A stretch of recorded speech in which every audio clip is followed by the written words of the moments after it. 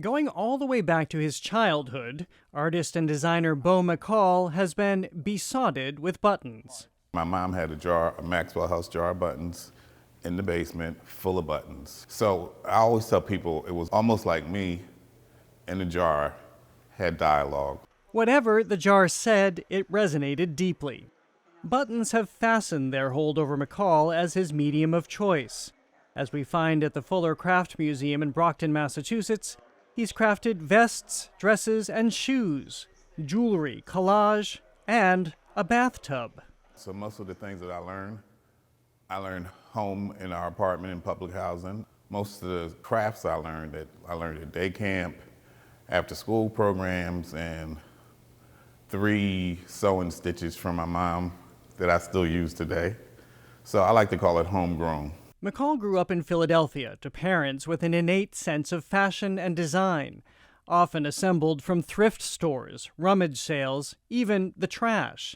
It was upcycling before upcycling was a thing, he says, which was the impetus for him to see a creative bounty in buttons. The button for me is precious. I use the buttons as a language. I use the buttons to help me tell stories in the works. Those stories began to have a sharper focus, he says, after a pivotal trip to Johannesburg, South Africa, where McCall's artistic scope was vastly expanded. I got inspired by all the young creatives that was there. I was blown away by the craftsmanship and the visions that they had as far as fashion and art. And when I got back, I was inspired to do this piece that I titled Motherland One. And then there's this, his cascading 20-pound do-rag fit for a red carpet.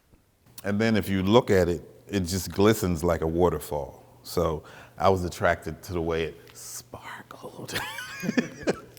And then I had buttons commissioned about hair care. So there's an Afro pick, you have an Afro comb, you have the Afro silhouette. So you have different variations of how black folks wear their hair.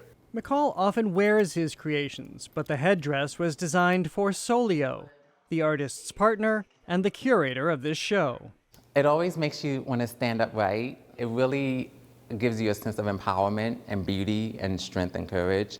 They're descriptors that could also apply to McCall, who moved to New York in the late 1980s. Buttons helped him banish a lifelong shyness and emerge as a designer and darling of the Harlem Institute of Fashion. All at a time, says Solio, when McCall used his work to both bolster and document an LGBTQ community marginalized by the AIDS crisis. He designed disco wear and assembled collages of his friends frolicking. And so you see how his friends lived through all of those different periods in their lives, and what helped them get through those challenging social circumstances was their love for each other, their friendship and their bonds. I see it as a love story between Beau and the button and material. Beth McLaughlin is the artistic director and chief curator of the Fuller Craft Museum, and says she's been especially drawn to McCall's skill at elevating the otherwise humble button.